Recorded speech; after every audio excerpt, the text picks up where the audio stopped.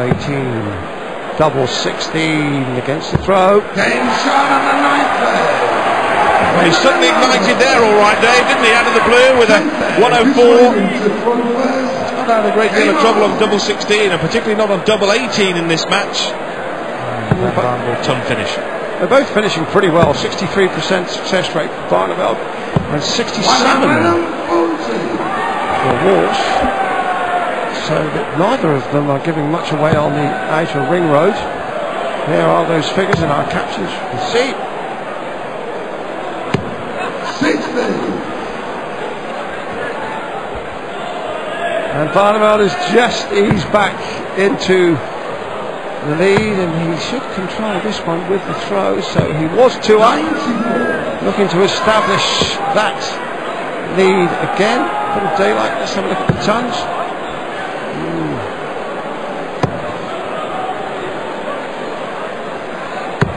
And Walsh got 2 of those 180s in one leg, remember. That was the last one we saw, or the penultimate one.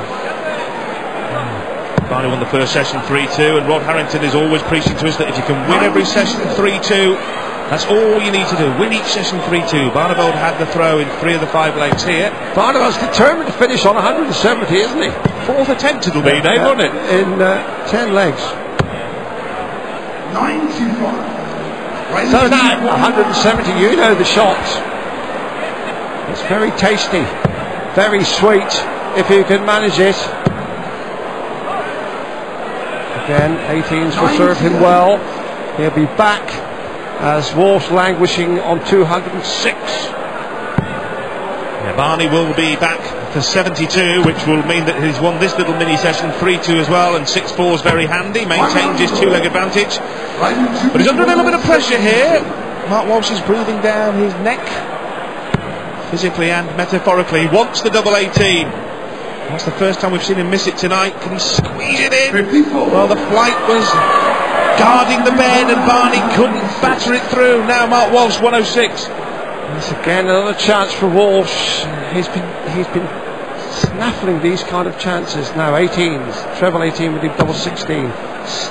There, interesting. Well, no, that is interesting. He obviously liked the lie, didn't he, Dave? He obviously thought he could just nudge it in off the bottom of the barrel. It was unconventional, to say the least. It's true, but 18s was an open target.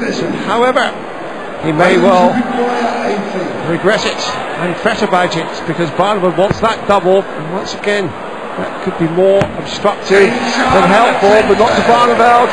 Tickled it in like tickling trout. Raymond van Barneveld regains his 2-leg daylight advantage going into the break. It's 6-4 to the Dutchman.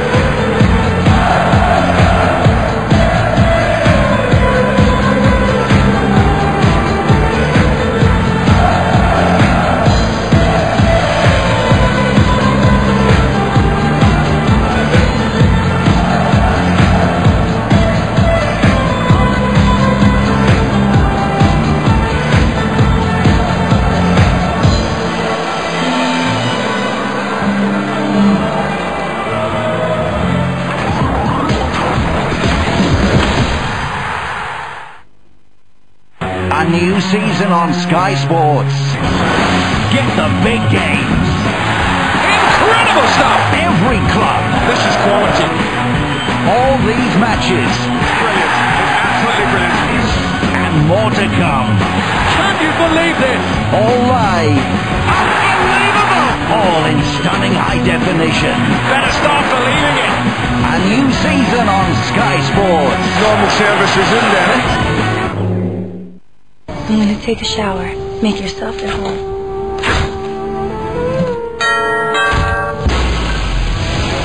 Hogan! It's Daddy! Coca-Cola Zero presents The Impossible Made Possible.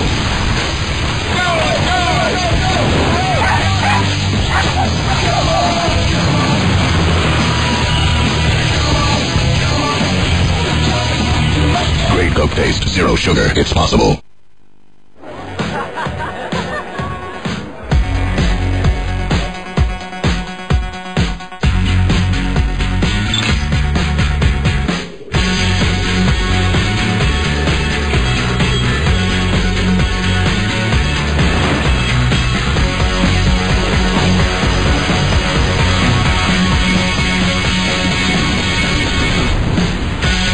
Coors Light, the world's most refreshing beer.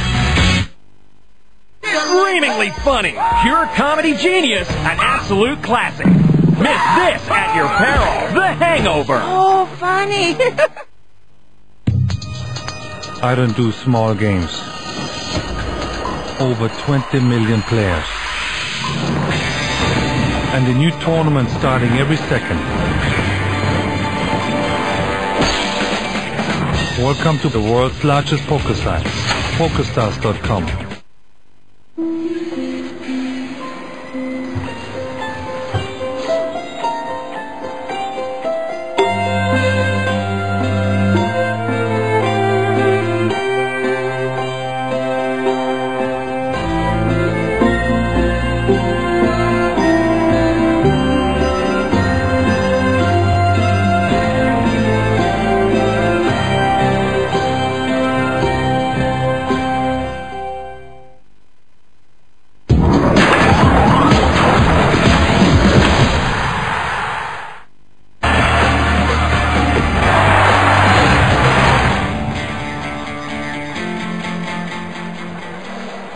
It has been a terrific night start at the Winter Gardens in Blackpool. We've seen Ronnie Baxter battle back in extra time to beat Alan Tavern 16-14. The Barney Army are on the march. Their man's in front against Mark Walsh 6-4. And tonight this is what they've come to see late on. James Wade, 3 times a finalist, against Gary Anderson.